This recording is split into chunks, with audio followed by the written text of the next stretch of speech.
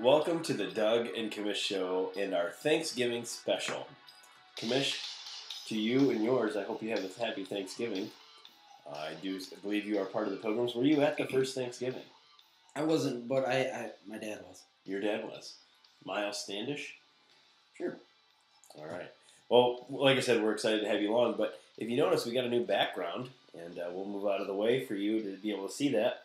We like to give props to the Doughboy for this. Jim took the bull by the horns and was able to get this done, and we are very grateful for the background. And there you go, Jim. We're looking forward to maybe doing some more things with this. But really, what we're going to do with this is a Thanksgiving Day special, and we're going to be breaking down each division, what we think is going to happen for the playoff run, and what we think is going to happen for the games coming this weekend. So a little bit change of format.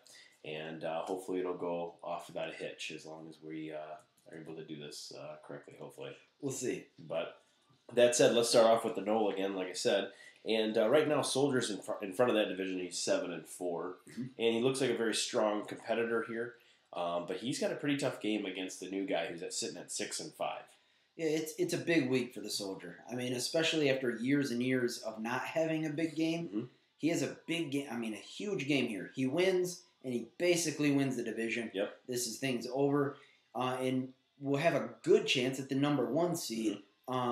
Definitely the number 2 seed. Yep. So you can't say enough about what the Soldier has on his plate this week. Now Doughboy's going to take on Toilet. And Doughboy sitting at 5-6 still has a shot at the playoffs. And ironically enough, DJ still has a small shot.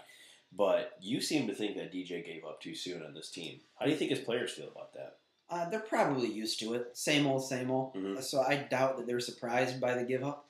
Toilet Town has zero chance. Mathematically, yes, but the Loins still have a chance at the playoffs, and we all know they're not going either. Yeah. He's not going at all. Doughboy still has a chance, but his points aren't good. He's going to have to win out to get in, and that's just not happening either. Yeah. It doesn't look good for the bottom 2 in the Knoll. Okay, so you're looking at this division, and who do you think is going to win the new guy Soldier matchup this weekend?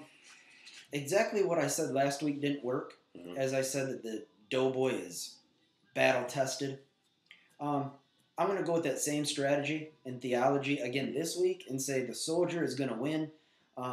Basically because I predicted the NG to win 3 games or something, and he's done a little better than that. So I have to stick with the Soldier. I said from the get-go the Soldier's the best team in the GFO. I can't let the NG slip in there and take down my favorite to win the GFO. Okay, so you're saying that for the rest of the way, then how do you see the rest of the division going out then? Dougie, I see the show, or the Soldier splitting, going 1-1. Okay, that puts him at 8-5, the winner of the division. He'll be 8-5, winner of the division, has a chance at the number 1, but I have him slotted at the number 2 seed for the playoffs.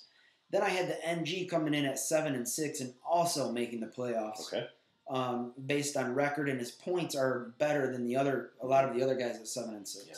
I have Doughboy coming in at a paltry 6-7. Poultry. That was nice.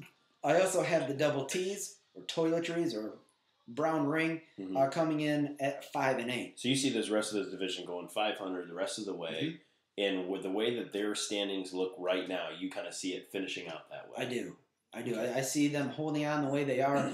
The body of work has spoken, and this is the way the committee sees it. Now, how do you think they're going to do in the playoffs? That's a great question. Obviously, the Soldier will move on to week 2 because of the bye that he'll have. But I have him going up against possibly the NG again, as I have Soldier number 2 and then NG and Show lining up in round 1. Yep. So NG and the Soldier could meet again in round 2. Yeah, and the show could be done because of the injuries that he's been facing and this and that. So it's sad too because he was really on a smoking hot roll, was twittering, was throwing it in people's faces, and as the commish, I love to see that stuff. And his team is just injury riddled, and that questionable trade of getting rid of Ellis for what's it, Lou Evans, something like that. Yeah. So it's just things haven't fallen his way. Was it Daryl Evans? No, I don't think he had crap all over his face. Okay. I think it's maybe Lou or Lee or something like that. Lee Tellis. All right. Well, that's it for the Knoll division, and we'll be right back after. Yes, sir. One other thing here I'd like to say about the NG. Yeah. How is he going to react with his first primetime game of the week? The aroma, if you will, of a turkey dinner, really. Well, I think it seems like he seemed to do well against some of the teams that he wasn't supposed to do, and he's just been competing. I think he's going to choke, though. I think he's will do a choke on the wishbone or choke on the turkey leg. Especially specifically since you said you think he's going to go 1-1. Yeah. I just don't think he's going to win this matchup. It's a new type of environment, so we'll have to wait and see. It is. So, but I tell you, if the NG pulls this off, holy smokes, the GFO will be. Well, you know what this is reminiscent of?